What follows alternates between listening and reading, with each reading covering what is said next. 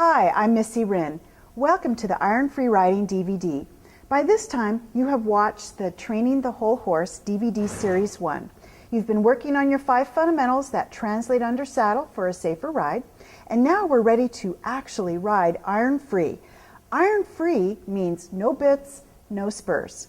Now, I used to ride with just a halter and lead rope, but I have devised a all-in-one training halter bitless bridle, which I found that I have much more precision with my cues with my horse, and I find that it is safer to ride since I have these side pulls. So let's put this on Paco. Now it goes on just like your regular rope halter. What a good boy you are. And it's nice when you have a horse that'll put his nose right in there for you. So I put this on as a regular rope halter, tying around the loop. Remember, you learned that in the other DVDs. But we have side pulls, and this is where I'm going to hook on my reins. Okay, so we're ready to ride now.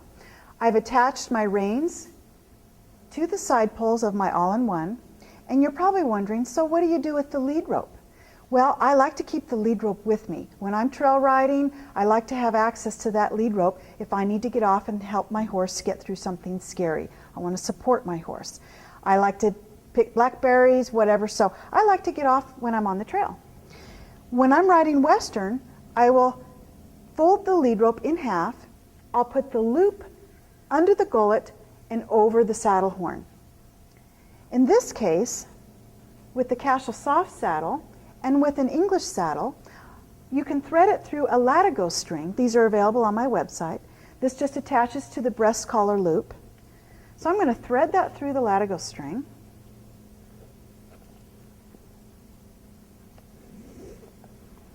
And I'm going to make quick release knots, a chain of them. So I just make a loop, fold in, and just grab them through, as you know, the quick release knots. We never tie our horses hard and fast. We always use quick release. And then you take your end through the last loop. So now I'm going to let that hang. But for me, this is a little long because in an English saddle, it may be a little higher, or if you have a taller horse, that's fine. For me, I want it a little shorter. So I'm just going to put it back in the latigo string, just to pick it up a little bit. There we go. Now you'll notice the saddle that I'm using today. I'm using a Cashel soft saddle. Paco's very mutton withered, which means his withers are relatively flat. They're not high withers. So saddles typically with a basic tree are very difficult to fit for him. And he's uncomfortable, and he lets me know when I have other saddles on him. He won't move softly in laterals. He just is uncomfortable, swishy a lot. So I like to use the Cashel soft saddle for Paco. It has the Cashel patented foam, which is very soft for him. It's treeless, and it's almost like riding bareback. And you'll see today I have the Fitz Performax breeches on. I love the Fitz breeches. And Fitz stands for fun in the saddle. The Fitz breeches are really made for women.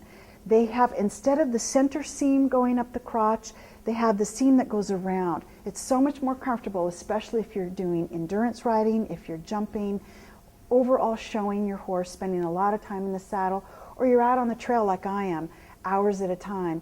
It's much more comfortable in the Fitz breeches.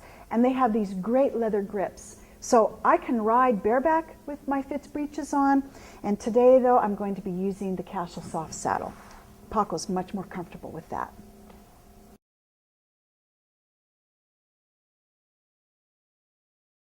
Okay, the first thing that I like to do after I mount my horse is to ask for that nose to the girth, because that's set up to the one rein stop. And I'm going to reach down, I'm going to love him up. And you've seen this before. I always do this, reminding that horse that this is the safe and loving place we go when we're in trouble. And I'm going to reach down and ask for the same thing. Good boy, just flex that nose. Good boy, and I don't release until he is soft in hand. Good boy, yes. Don't nibble on my shoes. Okay. So riding iron free, there's no bit in his mouth. What I want him to learn is to listen to my body and just slight reins. I don't use a lot of reins. I don't use a lot of reins to stop my horse. I like to sit on my pockets to stop my horse. I like to teach my horses to neck rein. Of course I'll use direct rein when I need it, but I do enjoy being out on the trail just neck reining my horse. So as you see, I'm going to be turning this horse. We're going to go to the left first. And I am going to be turning with my body. So when I look over my shoulder, you're going to notice when you're on your horse that your feet actually move. So I want to move this horse with my body. That's how I can ride Paco with just a piece of twine.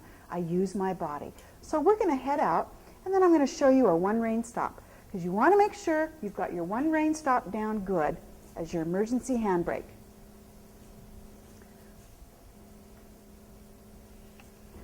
So we're going to walk forward, and now I'm going to do a one-rein stop to the left. So I'm going to slide my hand down, pull to my hip, and I'm going to bump those hindquarters, just put that foot there, but I'm not going to release his nose, good boy, until his feet had stopped moving. And as soon as he dipped his nose, then I released instantly, because remember, horses learn from the release of pressure, not the pressure itself. So you must release for the right thing immediately. So he understands, your horse understands, that they got the right answer. So we're going to do that again. And I'm using my body to turn him, very little rein. And I'm going to reach down, I'm going to sit back, I'm going to ask for that bottom, I've got my foot against him. As soon as I've got the number of disengagements I want, I release my foot. Now, Paco's asking me to release. I'm going to put my outside leg right in front of the girth and ask him to bring that right shoulder over. Good boy. A little turn on the haunch there. Good job.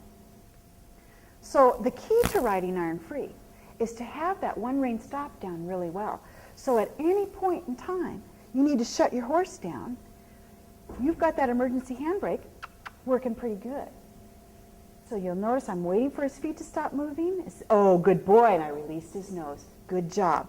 Iron-free riding is about riding with your body and telling that horse where you want his feet to move with your body. So after I've got my one-rein stop going in a walk, I'm going to make sure he can stop when I ask.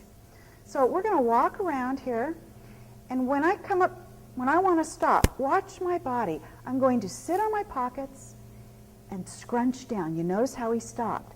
If he wasn't going to stop, I would have shut him down with a one-rein stop, bumped his bottom around, and let him know, I want you to stop. I'm going to ask for that shoulder around again. And forward we go, using my whole body to ride my horse. Good boy. You want to build an independent seat with your horse in iron-free riding as well. And a good way to do that is to post. Post with your horse up and down, so you can build that independent seat from your horse. I ought to start in a walk. That helps my exercise. It's a great exercise with my horse. And when I sit on my pockets. And notice the reins, very little. When I talk about squeezing to stop or to turn, I'm talking about closing your fingers around that rein. When you have your reins, you just want to use 3 fingers, very lightly, squeeze. And I want you to be aware of where your elbows are. Keep your elbows close to your body. If your elbows are out here, where's your balance? It's all thrown into your shoulders. And your wrists need to be quiet. So I'll have my elbows bent, and I'll pick up my reins. I hold them like ice cream cones. You want to do your thumbs up. And I will sit on my pockets. So watch the reins. When I sit on my pockets, watch where the reins go. They naturally pull back a little bit. And he goes, oh, I need to stop. When I'm teaching a young horse that doesn't know, I'll sit on my pockets and watch those reins pull back, and they may be still walking.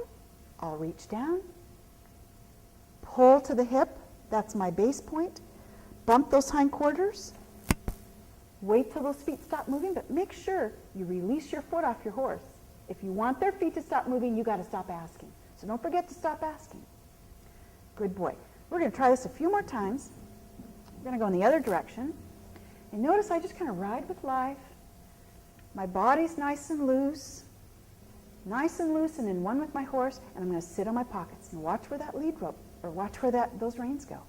They tip back when I tip back. Sitting on my pockets is what helped me understand how to sit deep in my saddle. I hear a lot of people say, sit deep in your saddle. Well, how do I do that? I learned sitting on my pockets, imagining my pockets. That helps me sit deep in the saddle. You want to get these things good down. You want to get these things down real good before you hit the trail. If you want to ride iron free, make sure that your horse and you are connected with your body, that he's understanding when you ask whoa, you really mean it.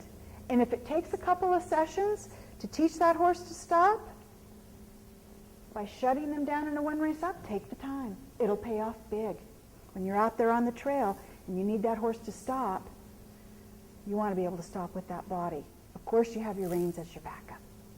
The exercise I want you to do, which is going to help build your body strength and confidence with your horse, is standing up while you ride. I want you to stand up while you're working with your horse. Stand up while your horse is walking. And keep going. Good boy. Now feel there comes a point where it's very comfortable to stand. And that's because you're in your horse's center of gravity. Lean against the pommel if you have to. If you're in a Western saddle, that's fine. But you see, I start losing my balance too. That's very natural. But try to stand for as long as you can. While you're standing in that center of gravity and it's comfortable for you, drop your heels and feel how all that weight goes down into those heels. Now I can ride independent. I can swing my legs. I can move around, and I'm still out of the saddle. And I need you to move this way, Bucko. Good boy. This is going to help build core strength for you in your seat, in your stomach, and build confidence for you with your horse. Now, when I want him to stop, I sit in my pocket.